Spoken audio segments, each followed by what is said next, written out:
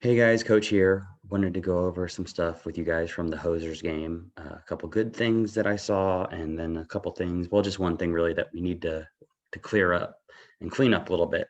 So what we're going to start with is a cycling play, something that I know Brett's worked on it with you guys this week, and so I wanted to go over it real quick. So first of all, we got a situation here where the puck comes out, and actually this is a really good job. Ryan gets his head up, sees the pressure, makes a pass at Keaton. Keaton says skating all the way up the ice, gets his head up, makes the pass to the open man, who skates it in. And Braden gets a shot here, gets the puck back. And now, instead of just dumping it wildly, Braden starts the cycle. So he puts the puck back down into this area. Braden doesn't stay in front of the net, and he goes and retrieves it, gives a good little fake, dips his shoulder, comes out the other side, gets it back to Will. Now, Will could just wildly throw this up the boards, or he could just try and force it to the front of the net, but he doesn't. He gets his head up, makes a nice little pass back to Braden, who accepts it on the wall. And this is where the cycle starts. If Braden just stands there, right there, there's a guy between him and the puck. There's no way he's going to get it. So smartly, Braden finds the open ice. Look at all this open ice over here.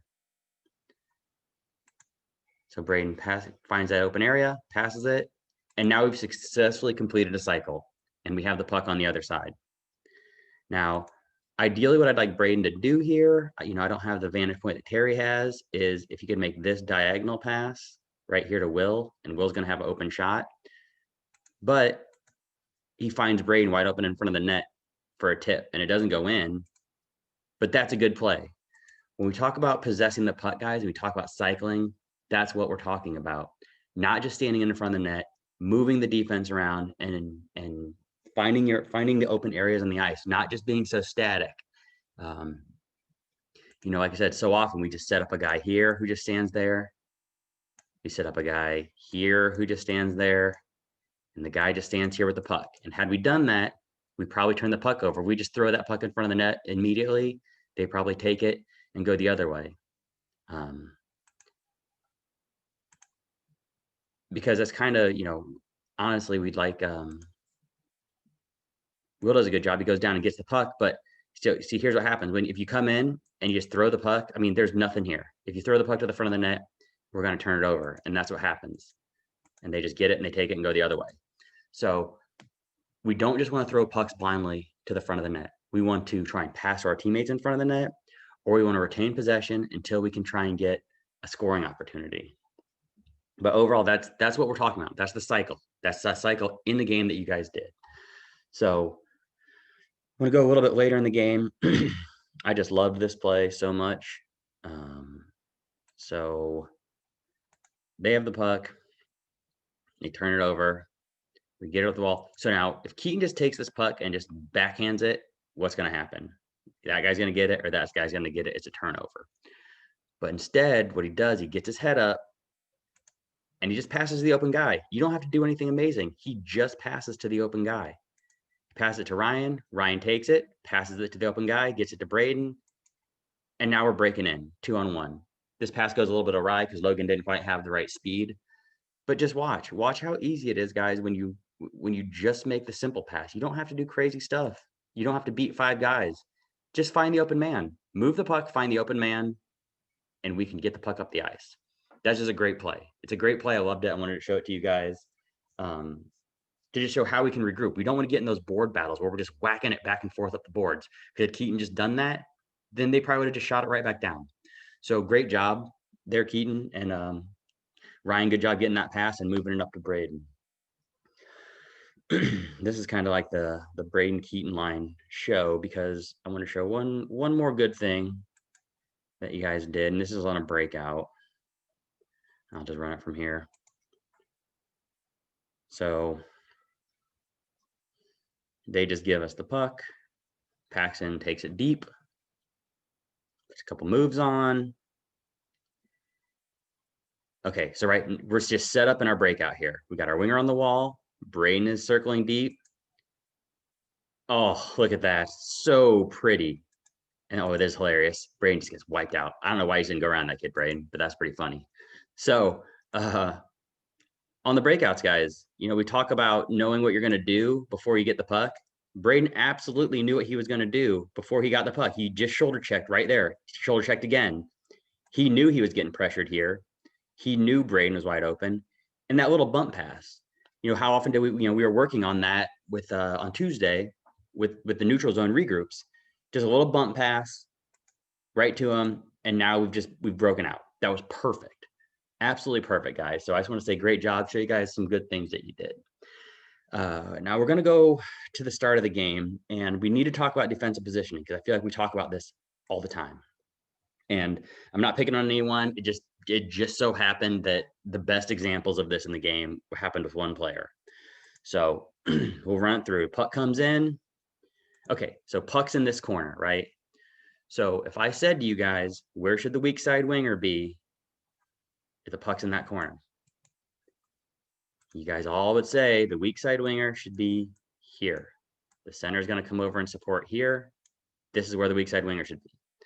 How often do I tell you guys, you got to stop doing this little backwards pivot thing where you kind of skate in and you don't go to your spot and you backwards pivot, just hoping for a puck to come to you. But there's just no way. There's no way, Mitchell, that this puck is going to come to you.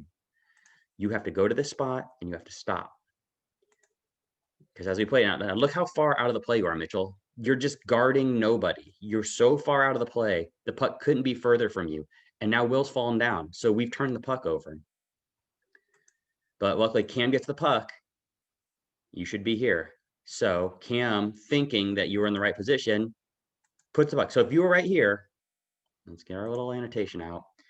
If you were right here, when Cam throws that puck, you pick this puck up, and we have broken out of the zone. And probably Noah could jump in the play and you can make it a 2-on-2. You guys have to go to this position. When the puck is on the other side, you have to go there because that's your spot and everyone's counting on you to be there. I think if we just let this play out a little bit, you know, see this, so they get a shot because our guy wasn't in position.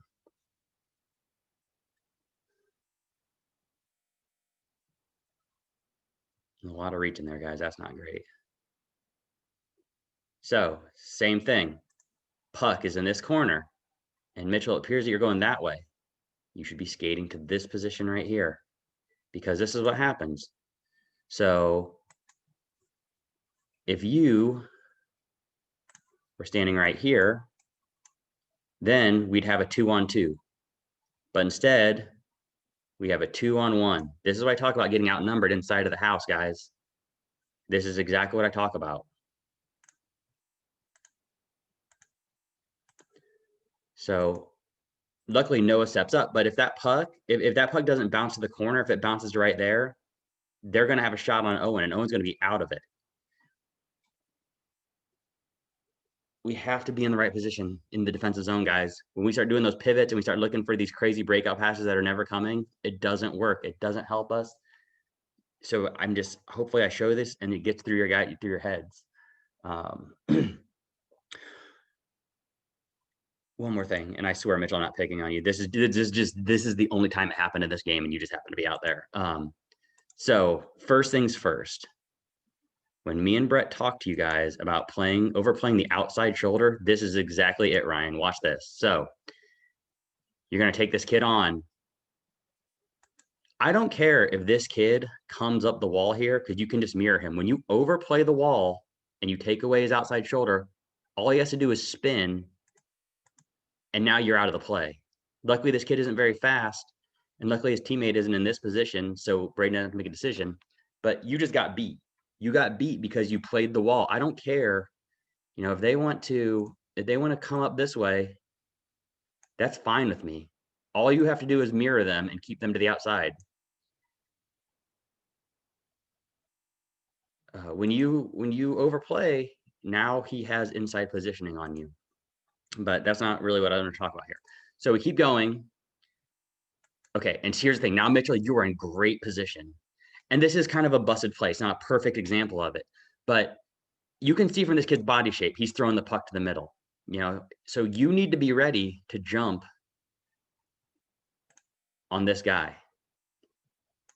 Okay, because Paxton's going to have to take this near guy right here. So you have to be ready. And of course, if the puck comes out to this, then you have to recover. but I'd much rather have a shot come from here than give up this shot right here. I mean, if this kid was worth a damn, that's in the net.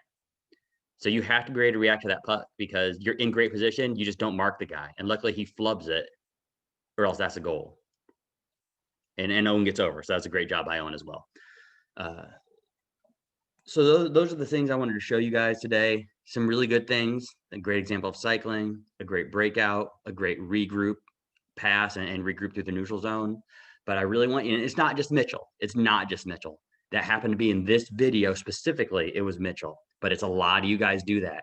You come into the zone and you start doing circles instead of going to where you need to be and then sprinting to the next place. So I hope this video was informative. If you have any questions, please let me know. I'd love to talk to you guys about it. And I'll see you guys at practice.